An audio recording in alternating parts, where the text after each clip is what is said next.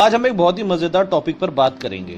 तो हुआ कुछ ऐसा कि एक भाई ने हमारे कमेंट बॉक्स में कमेंट किया कि भाई इस वीडियो को देखो और इसे एक्सपोज करिए। तो जब मैंने वो वीडियो निकाली तो वो निकली सत्य सनातन अंकुर आर्या की।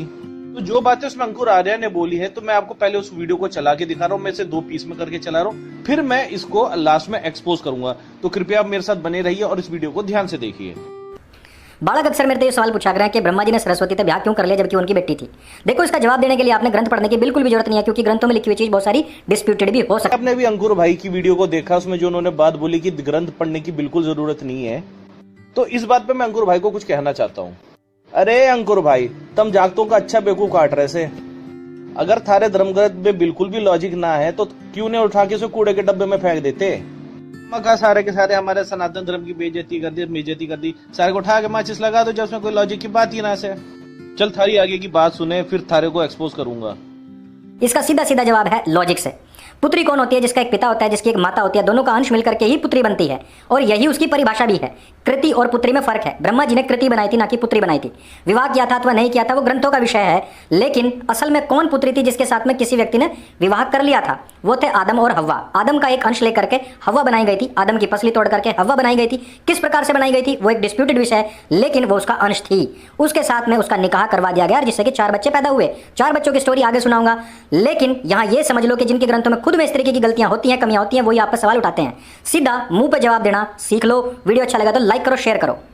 तो आपने अंकुर भाई की पूरी बात सुन ली कि धर्म ग्रंथों में से बिल्कुल नहीं जाना चाहिए, लॉजिकल बात करनी चाहिए। ब्रह्मा ने कृति बनाई थी, अपनी पुत्री नहीं बनाई थी, और जो है अगर किसी के अंश से कोई और लड़की पैदा हुई होती है तो वो पुत्री कहलाती है। तो पहली बात तो यह है कि हम आज अंकुर भाई को इन्हीं के धर्म ग्रंथों से दिखाएंगे, चाहे तो उसको उठा के कूड़े में डाल दे, माचिस लगा दे, कि किसके धर्म ग्रंथ बकवास करते हैं और किसके धर्म ग्रंथ बकवास नहीं करते। तो भाई अंकुर आर्या चमत्कारी पुरुष है, ऑटोमेटिकली पता चल गया कि क्रिश्चियंस ने ये सवाल उठाया है। तो मैं अंकुर आर्या उनके तमाम चेलों को एक खुला चैलेंज देता हूं कि बाइबल में से कोई भी एक वर्ष ऐसी खोज के दिखा दो जिसमें यह कहा गया हो कि हवा जो आदम की पसली से बनी है इसलिए वो उसकी पुत्री हो गई। वरना अब मैं आपको दिखाता हूं तुम्हारे धर्म ग्रंथ तुम्हारी लॉजिक के हिसाब से क्या बोलते हैं। और हाँ, इसमें मैं पुराणों को बिल्कुल भी नहीं लूंगा, क्योंकि आर्य समाजी पुराणों को नहीं मानते, इसलिए मैं लूंगा उन किताबों में से जिन्हें इनके पिताजी भी रिजेक्ट नहीं कर सकते। तो पहला रेफरेंस लूंगा मैं सतपथ ब्राह्मणा से। ये यजुर्वेद का ब्राह्मण ग्रंथ है और ये वो ग्रंथ है जो इनके गुरुकुलों में सिखाई जाती थी, यानी सनातनियों के स्कूलों में ये ग्रंथ पढ़ाए जाते थे। इसके ऊपर मैंने पहले भी वीडियो बनाई है, चाहे तो आप नीचे जाके देख सकते हैं। इस टॉपिक के ऊपर 2 वीडियो मेरी पहले से ही तैयार रहेंगी, पर फिर से मैं इसमें इसी ग्रंथ का रेफरेंस ले रहा हूं। तो हम पढ़ेंगे सतपथ ब्राह्मणा अध्याय 7 ब्राह्मण 4 कंडिका 1 और 2। यहाँ इस प्रकार से लिखा है, प्रजापति अपनी लड़की अर्थात धौ या उषा पे मोहित हो गए और प्रसंग की इच्छा हुई, उससे प्रसंग किया। देवताओं के लिए पाप था, यह अपनी लड़की हमारी बहन के साथ ऐसा करता है। तो मैं अंकुर आर्या और उनके चेलों को यह कहना चाहता हूँ, जो चीज देवताओं के लिए भी पाप था 33 कोटि वाले, वो तुम्हारे अंकुर आर्या तुम्हें क्या पट्टी पढ़ा रहे हैं ये देख लो।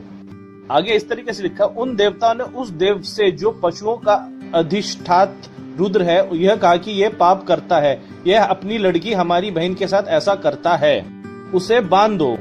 रुद्र ने निशाना ताक कर उसे बीत दिया, उसका आधा वीर्य गिर पड़ा, ऐसा हुआ।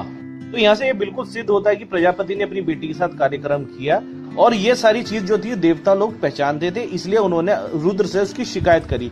यानी उनके पास इतनी बुद्धि थी कि ये गलत हो रहा है, पर सनातनियों और सत्य सनातन के अंकुर आर्य के पास ये बुद्धि बिल्कुल नहीं है, इसलिए अपनी जान बचाने के लिए वो बंदा जा रहा है बाइबल की ओर। चलिए आगे देखते हैं। जैसा कि अंकुर आर्य ने बोला कि अगर कोई किसी के अंश से निकलता है तो वो उसकी पुत्री हो जाती है, जैसे आदम की पसली से हवा निकली। तो हम चलते हैं इन्हीं के धर्म ग्रंथ की ओर, उसमें क्या ऐसा लिखा है। तो इसके लिए हम पढ़ेंगे बृहदारण्यक उपनिषद अध्याय 1 ब्राह्मण 4 श्लोक 4। तो यह इस तरीके से लिखा है, उस स्त्री ने देखा कि विचारक कैसे मुझको अपने शरीर से ही उत्पन्न कर पुत्री रूप मुझसे संयुक्त यानी रतिक्रम करता है। गौर से सुना आपने, रतिक्रम करता है। रतिक्रम का मतलब क्या होता है अंकुर भाई, आपको खूब अच्छी तरह पता है। फिर आगे लिखा कि मैं छिप जाऊं, ऐसा कर नारी गौ बन गई, फिर वो बैल बन गया, और इस तरीके से सभी जीवों की उत्पत्ति हुई। अब जैसा कि अंकुर का कहना है कि भाई अगर कोई अपने शरीर से उत्पन्न करता है तो पुत्री हो जाती है, बाइबल का कोई इसमें ऐसा कुछ कहना नहीं है, पर इधर पे साफ साफ लिखा है कि विराट ने शरीर से उस स्त्री को उत्पन्न करा, इस वजह से वो उसकी पुत्री थी और वो अपनी आबरू बचाने के लिए उसे छुपती फिरी, पर फिर भी विराट ने उसको साथ अपना रतिक्रम करा और उसको प्रेग्नेंट किया और उससे बच्चे पैदा करे। अब मेरे पास सत्य सनातन के अंकुर आ रहे हैं और उसके सारे चेलो चपाटों के हाथ में देता हूँ, चाहे तो इन किताबों को उठा के जला दो।